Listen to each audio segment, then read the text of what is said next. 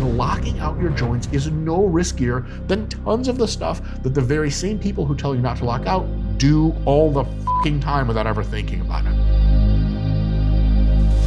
Hey folks, Dr. Mike here for Renaissance Periodization. I have a question for you. If you lock out your elbows or your knees, I promise I'm doing it under the table here, during training, does that make you immoral? Will The Hague be interested in putting you in Euro jail forever? Maybe. And does it really make you a bad person? Let's find out. You've probably heard, some of you who've been in the gym long enough, about an infinity number of times. God, that'd be a sweet meme to make. It's like all the atoms in the universe, huge number. Number of times I've heard not to lock out knees and elbows in the gym, +1, that shit. You've heard it a bunch, don't lock out, a ton. You've maybe even seen videos of lockout accidents, especially with the knees and hack squats and leg presses, really just leg presses, I guess. And this has convinced you that lockouts are a terrible idea.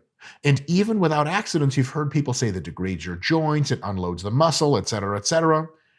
So should we just not lock out? Is it better safe than sorry? Is that a dependable principle we can apply to all human affairs and this human affair? Well, maybe, but let's ask some questions first. These are the kinds of questions that most of the people promulgating this idea seemingly have never asked. First, how high actually is the acute injury risk from locking out? Like, what are you really in for? Does a black hole automatically open and suck in the next 5-kilometer radius around you, or is it less dire than that? I'll give you a couple of ideas.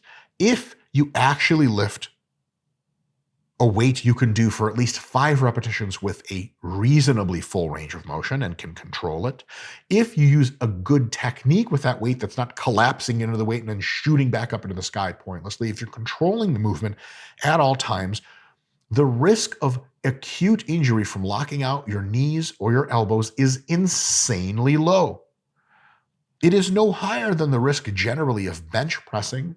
I can tell you this, the number of injuries or the injury rate of pec tears at the bottom position of the bench press, of quad tears from squatting, of back injuries from deadlifting and rowing is almost certainly higher than of acute injuries from locking out at the top of any of those movements or the leg press or whatever you have it. Doing preacher curls exposes your bicep tendon to a massive lever arm, tons of torque, the very tiny tendon that attaches to your bone. Is that also risky? Yes, everything in the gym is risky, and locking out your joints is no riskier than tons of the stuff that the very same people who tell you not to lock out do all the fucking time without ever thinking about it. And if you're saying, well, okay, look, but better safe than sorry, let's just not lock out, and maybe not even do that other stuff, I have another problem to put in. Your risk management is almost certainly completely miscalibrated because you are putting yourself under much higher risk in totally otherwise banal and unnotable conditions that you engage in all the time. Way more risk than locking out. For example, hiking. Way more people get hurt hiking than locking out their joints in the gym. You step on a rock, it moves, snap your ankle, helicopter ride that costs $300,000, the rope snaps, you die. Well, that was a pretty bad example, but you know what I'm saying. Hiking gets fucking people hurt all the time because you're on rough terrain, there's a lot of mystery, shoes, etc., etc. What about a sport like swimming? People get hurt in swimming. They get their shoulders hurt from too much of this, too much of that. Almost every competitive, even recreational sport in which your body moves dynamically through space and not through a completely prescribed and controlled range of motion that is lifting weights in a gym is more dangerous. Basketball? Holy fucking snap city. Forget about it. Way more dangerous. And if you're ever curious, feel free to look up the injury rates for bodybuilding and compare them to the injury rates for almost every other sport. You're going to take your 6-year-old daughter and pull her out of gymnastics real quick if you think that one through, but don't do that because it's good for children to experience some risk. Injuries aren't the end of the world. All that shit builds resilience, and if you're really serious about minimizing your injury risk, you would never leave the home. And if you leave the home enough to go to your garage to train or to a home gym setup or even to the real gym, well, shit, then you're driving, and that's a really high-risk activity, especially on the freeway at high speeds. When you get to the gym and finally avoid the lockout by a millimeter, you are barely moving the fucking needle. So when you're saying it's too risky to lock out, the question of, well, too risky compared to what, is a question that, if answered properly, like we just did, leads you to nonsense. And you're just apparently really freaked out about that shit for no reason at all. It's like people that will drive a car at 90 miles, no problem, but are deathly afraid of spiders. Most of those people will tell you, look, I don't really think spiders are that dangerous. It's just a mental thing that I should be getting over. How many people die of fucking spider bites in America? Not that many. How many people die of car accidents? Not that many. How many people die of their knees buckling and them getting folded in half? Fuck! No, we're not talking about death. We're talking about injury. It's still an unbelievably low rate because almost everything you do in the gym, even though the weights are heavy and scary, is insanely safer than anything you do dynamically in real life that remotely looks like a sport or physical hobby, because of that unpredictable nature, because of the higher speed, and anything in which you jump up off the ground, any sport, and land is going to be more dangerous than anything you do in the gym. So, unless you're just never playing pickup basketball, pulling your kids out of gym class, really the whole locking out thing is just some kind of distorted risk analysis. Now, you say, okay, fine. It's not very likely at all that I'm just going to snap my shit up if I lock out. My elbow flies over to the other corner of the room, and that old lady that finally started lifting weights get hit with my fucking part of my elbow bone, and then she's never coming back again. That's traumatizing. But hold on, Dr. Mike. Doesn't locking out grind your joints down over time? That wear and tear is going to be something you paid for. There's always that old motherfucker in the gym that's like, hey, don't lock out, man. I used to be just like you and able to walk and use my arms, but I trained with lockouts too much and now I can barely move. And like, is that guy right? No, he's not. Why? Because locking out your joints does not hurt them over time. Your joints evolved to lock out. That's why the fuck they lock out. And yes, under load, it just has to be an intelligent, progressive load with adequate rests and deloads and active rests, such that, drumroll, your joints actually get stronger over time. If you consistently, safely lock out under control, your ability to resist injury and wear and tear in that lockout position escalates. It doesn't degrade. If you lock out all the time, regularly, under control, intelligently, you are going to be building a buffer for injury and just being straight up more resilient. Here's the thing, folks. Even though it's 2023, we're not that fragile. Your body is anti-fragile. It is an adaptive system. And if you, in a graded, controlled manner, expose it to deleterious stimuli, it usually nuts up, fucking puts its testicles on the table, and fucking gets better at shit, which means that your joints get stronger over time. Number 3. All right, fine, Mike, you say to yourself begrudgingly while slamming your iPhone against your desk.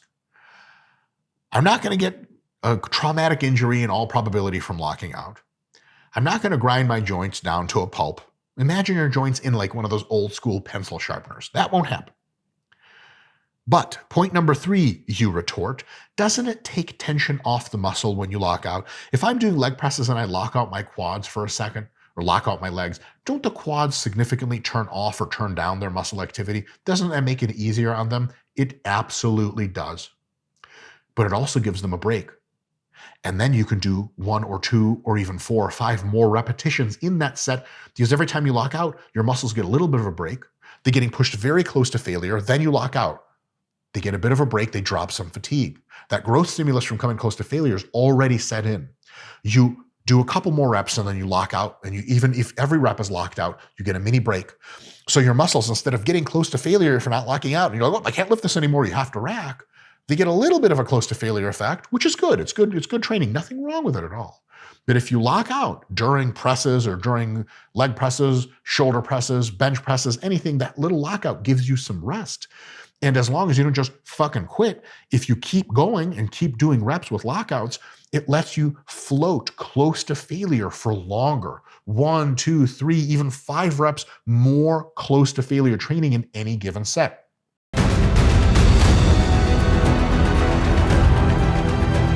Training for muscle growth is never going to be the same.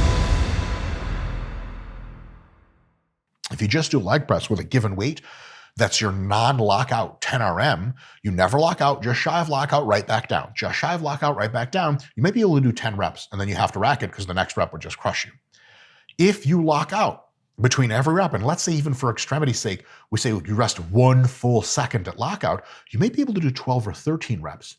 And those last 2 or 3 reps are 2 or 3 reps fucking really close to failure, which is where tons of growth happens. So instead of the last 3 or 4 reps being really hypertrophic in a set of 10 where you don't lock out, in a set where you do lock out, you get another, gee whiz, a total of 6 or 7 reps.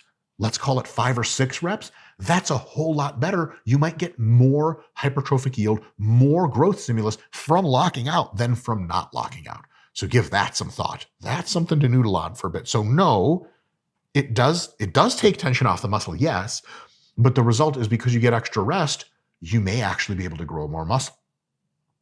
So with all that taken into account, is the conclusion that everyone should lock out? Do we go in the gym and just go, and slam our elbows? No. If locking out just feels icky for you, don't do it. If when you're locking out, you seem to notice a worse effect for your muscles and your joints are hurting a bit and you don't like it, don't do it. You don't have to lock it out. Any reason you think of for yourself that concludes don't lock out is totally fine. You never have to lock out. It's not like, well, you got to do it for better gains. Nah, the gains are about the same. So if you don't want to do it, don't do it. But please, if you don't lock out, for the love of God, stop telling other people they have to stop locking out. And you could tell people that, but then there's no compelling reason to believe you. And people look at you like you're stupid, which is my entire 5th grade year. It was hard. It was really fucking hard, guys. I'll see you next time.